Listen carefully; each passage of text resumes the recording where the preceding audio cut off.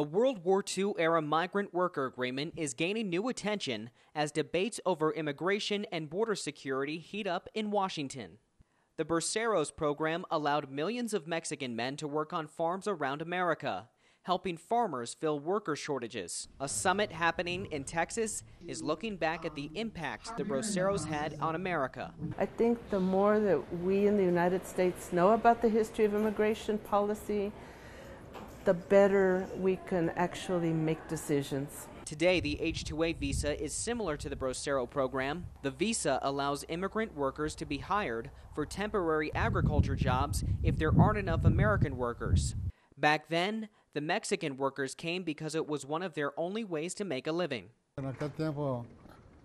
In that time in southern Mexico, there was no work, so we decided to come on board as braceros. They paid a little more money. In Hudspeth County, 400 braceros worked on the Miller farm.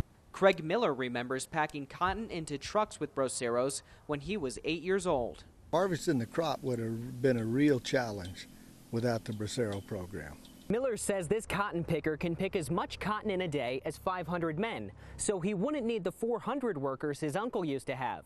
But he says he might be interested in a program where he could get 10 to 15 workers who are qualified to operate machinery. I'd have to see what all the requirements would be before I could say yay or nay on the deal. While Uvino says being a bracero was beneficial overall, there were some negatives. When braceros first arrived, they were sprayed with the insecticide DDT. They were also constantly hunched over, which was bad for their back. Braceros suffered a lot back then. Long nights, picking while bent over, hard work. In El Paso, Texas, Ray Bogan, Fox News.